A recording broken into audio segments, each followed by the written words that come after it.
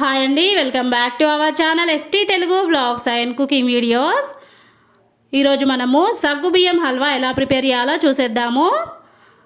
ముందుగా మనము ఒక గిన్నె తీసేసుకొని 1 కప్పు వరకు సగ్గుబియ్యం వేసుకోవాలి.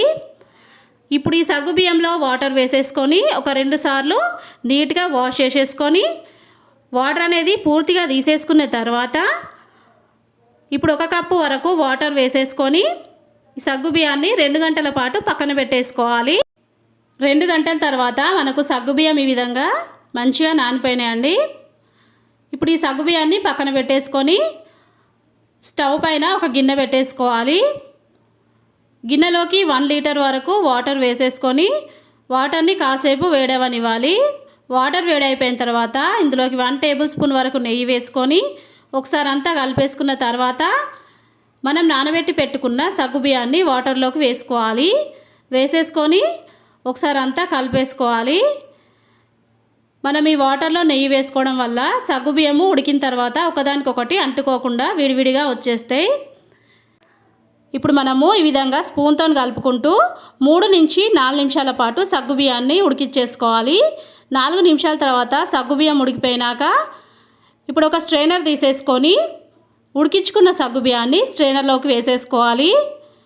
ఇలా వేసేసుకున్న తర్వాత వాటర్ అనేది సపరేట్ అయినాక సగ్గుబియ్యాన్ని తీసేసుకొని ఒక ప్లేట్లోకి వేసేసుకోవాలి.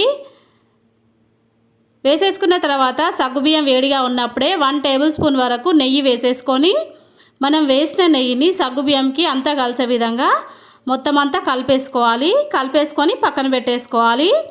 ఇప్పుడు స్టవ్ పైన ఒక కడాయి పెట్టేసుకొని 1 టేబుల్ స్పూన్ వరకు నెయ్యి వేసుకోవాలి. నెయ్యి వేడైపోయిన తర్వాత కాజు వేసేసుకొని కలుపుకుంటూ కాజుని గోల్డెన్ కలర్ వచ్చేంత వరకు ఫ్రై చేసుకోవాలి. కాజు మంచిగా ఫ్రై అయిపోయిన తర్వాత ఇందులోకి ఉడికించి పెట్టుకున్న సగ్గుబియ్యం వేసేసుకోవాలి. సగ్గుబియ్యం వేసేసుకున్న తర్వాత స్టవ్ లో ఫ్లేమ్లో పెట్టేసుకొని సగ్గుబియ్యాన్ని నెయ్యిలో మంచిగా ఫ్రై చేసుకోవాలి. మనము సగ్గుబియ్యాన్ని కలుపుతూ ఫ్రై చేసుకోవాలండి. కలపడం ఆపేయొద్దు. కలపడం ఆపేస్తే తొందరగా అడుగంటిపోయి మనకి హల్వా టేస్ట్ అనేది మొత్తం చేంజ్ అయిపోతుంది. చూడండి, 7 నుంచి 8 నిమిషాల తర్వాత మనకు సగ్గుబియ్యము లైట్గా కలర్ చేంజ్ అయిపోయినాయి కదా. ఇట్లా కలర్ చేంజ్ అయిపోయిన తర్వాత ఇందులోకి 1/2 కప్పు వరకు షుగర్ వేసుకోవాలి. 1/2 కప్పు షుగర్ అయితే పర్ఫెక్ట్గా సరిపోతుందండి.